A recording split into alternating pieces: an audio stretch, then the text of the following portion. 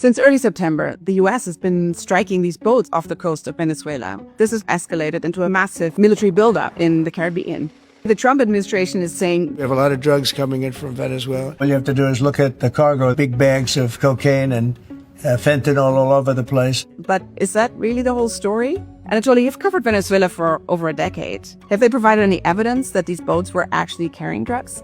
The U.S. has presented no evidence to back up its claims. We have had no names of the people who have been killed in these boats. We have seen no details about the cargo that they were carrying or where they were heading. Venezuela does not produce any fentanyl, and it is a relatively minor player in the global cocaine trade. So this is not a country where you would begin if you were to stop fentanyl coming into the US. If it isn't actually drugs, what's the real story? So officials both in Washington and Venezuela agree in private that the real reason is to topple the government of Nicolas Maduro. The person in charge of this is Marco Rubio, son of Cuban immigrants who grew up and built his career in a Cuban-American community around Miami. He has always viewed Latin American foreign policy through the prism of Cuban influence in the region.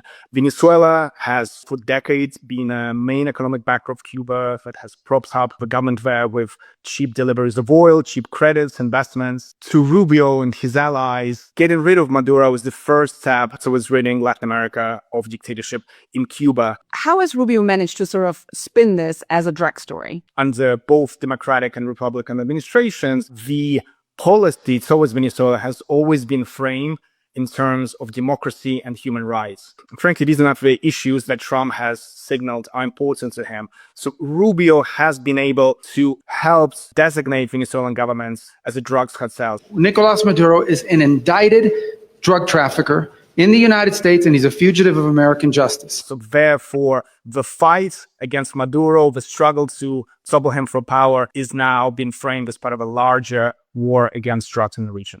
So the personal mission of Marco Rubio seems to have aligned with this broader strategic mission of the Trump administration in Latin America. That's right. This is very much personal for Rubio. This has very much been his goal for many years, and he now has enough power to implement the strategy. Trump has already said that they are preparing to launch strikes on land in Venezuela. Whether this military campaign will bring democracy or chaos depends very much on who you speak to, but there's certainly a sense that we are on the verge of irrevocable change.